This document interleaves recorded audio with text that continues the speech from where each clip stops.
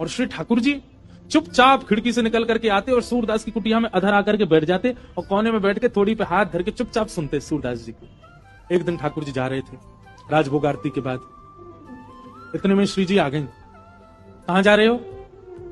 ठाकुर जी कहीं ना ऐसे ही जा रहा हूं डोलवे। नहीं सांची बताओ कहां जा रहे हो?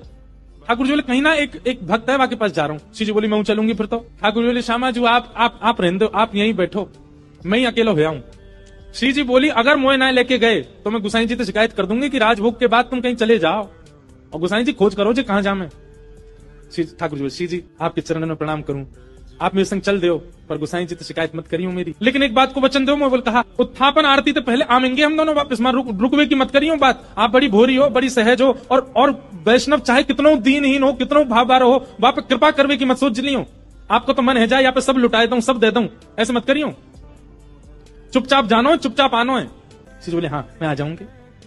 ठाकुर जी हाथ पकड़ के श्री जी को ले गए सूरदास जी की कुटिया में। सूरदास जी गा रहे हैं के सर तिलक मोतिन की माला वृंदावन के वासी,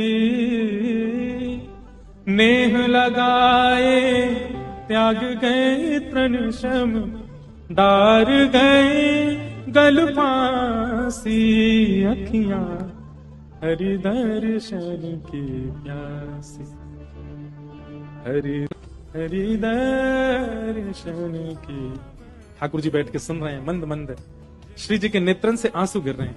ठाकुर जी धीमे धीमे पहुंचने बोले समाचू हल्ला मत करियो जी, जग जाएगो और जगह को कहा हमें पकड़ लेगो, जान नहीं देगो, और फिर यहाँ पे कृपा कर दी तो फिर सबन पे करनी पड़ेगी, हमारे रो मत। बिल्कुल सूरदास जी ने अपनी लाठी उठाई और उठ करके अपनी कुटिया से बाहर जाने लगे।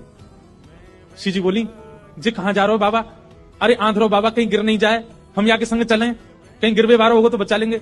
ठाकुर जी बोले मैंने पहले ही मना करी आप जैसे कृपा फिपा ना करनी कोई पे, और समय है गो उत्थापन को, मैं गुसाई जी मंदिर खोल देंगे, चलो जल्दी मंदिर में।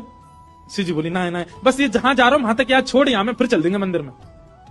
ठाकुर जी बोले पहले ही मना कर रहा हूं, मत चलो मेरे संग। आ गई है जबरदस्ती, अम्मा मैं यही माने ना लेके आऊं आपको संग में, नेक में ही पिघल जाए, नेक में ही दया आ जाए आपके चित्त में ना, याकू निकाल दो फिर कभी ना कहूंगी, याकू बस बाहर निकाल के हम दोनों भाग जाएंगे यहाँ पे। ठाकुर जी ने ऊपर से झांक के देखी, खूब गहरो। ठाकुर जी बोले कैसे निकालूं? श्री जी बोली एक तरीका है ना, आप अपनी कारी कमरी निकालो, मैं अपनी चुनरी निकालूं, दोनों में घुर्र गांठ बांध दो और बाकू नीचे पधरा दो, बाबा तो कह रहे पकड़ ले, पकड़ के हम यहाँ बाहर निकाल लेंगे। ठाकुर जी बोले ठीक है लाओ। श्री जी ने अपनी चुनरी दी, ठाकुर जी ने कारी कमरी पे बांध के और नीचे वह गड्ढा में डाल दी, और ऊपर से ठाकुर जी बोले बाबा। हाँ भैया कौन है? अरे बाबा मैं यही गांव को छोड़ा हूँ, मुझे अभी आवाज सुनाई दी, बाबा मैंने अपनो पटका नीचे डाल दिया, पकड़ लियो, आ जाओ ऊपर को। सूरदास हाँ भैया कहाँ को? जाइए पकड़ लो। सूरदास जी ने पटका पकड़ो, श्री जी ठाकुर जी को खींच रही है, ठाकुर जी पटका को खींच रहे हो, पटका पकड़ के सूरदास ऊपर आ रहे हैं। कैसी कृपा सूरदास के ऊपर। सूरदास जी मन मन सोच रहे हैं, बोले आज ये कहीं निकल के नहीं भाग जाए मेरे हाथ पे।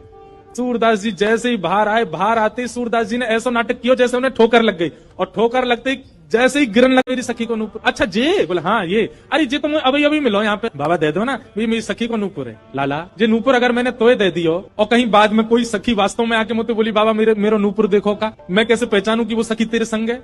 मेरे पास आंख तो है ना, मुझे दिख तो रोना है। तो बाबा हम कहते रहे कि नूपुर हमारा। बोले कहवे तो क्या होगा, एक नूपुर मेरे पास है तो निश्चित है दूसरा तुम्हारे पास ही होगा, दूसरे नूपुर की पहचान करा तो पहले दे दूंगा। ठाकुर जी बोले पहचान कैसे होगी? बोले अपनी सखी तक है, अपने पाम आगे करेगी, मैं जैसे स्पर्श करके देख लूंगा कि हाँ ये नूपुर एक ही है तो मैं दूसरा पहना दूंगा। ठाकुर जी बोले मैं सब समझ रहा हूँ जी, बाबा पाम छुए के चक्कर में पकड़ लेगो, कस के अब ना जान दूंगा, और फिर क्या करेंगे हम? श्री जी बोली कोई बात ना, मैंने अरे नहीं श्री जी आप पीछे रहो, मैं दूसरा दबाई दूंगा, नाम हो तो वही चाहिए जो सूरदास के हाथ में। श्री जी आगे बढ़ गए, लो बाबा नूपुर देख लो। सूरदास जी ने जैसे स्पर्श किया समझ गए, अरे हाँ भैया ये तो वही नूपुर है, ले मैं पहना दूं। दूसरे पाम में सूरदास जी ने पहनायो, और पहनाते ही महाराज अंक में भर लिए श्री जी के चरण। बोले अब ना जान दूंगा, पर श्री जी नहीं छोड़ी सूरदास जी ने। ठाकुर जी बोले बाबा तू जो कहेगो सो करेंगे, जे बता करनो कहा है तू कैसे छोड़ेगो? मैं नेत्रन से आंध रहूं, मुंह दिखे ना है, पर मैं आपसे एक ही वरदान चाहूं, मेरे एक नेत्र में सदा श्री जी और दूसरे नेत्र में सदा आप विराजमान है जाओ, आपके नित्य दर्शन मुंह को होयो करें, बस यही वरदान दे दो। प्रिया प्रियतम दोनों ने युगल रूप में खड़े करके सूरदास जी के नेत्रन पे हाथ धर दिए और कही सूरदास खोल के देखो। आज सूरदास जी ने पहली बार नेत्र खोले और शामा शाम के युगल प्रत्यक्ष दर्शन उनको है। फिर दोनों से प्रार्थना करिए बस एक वरदान दे दो, कहा मुझे फिर से अंधो बना दो। अब आप दोनों दिख गए।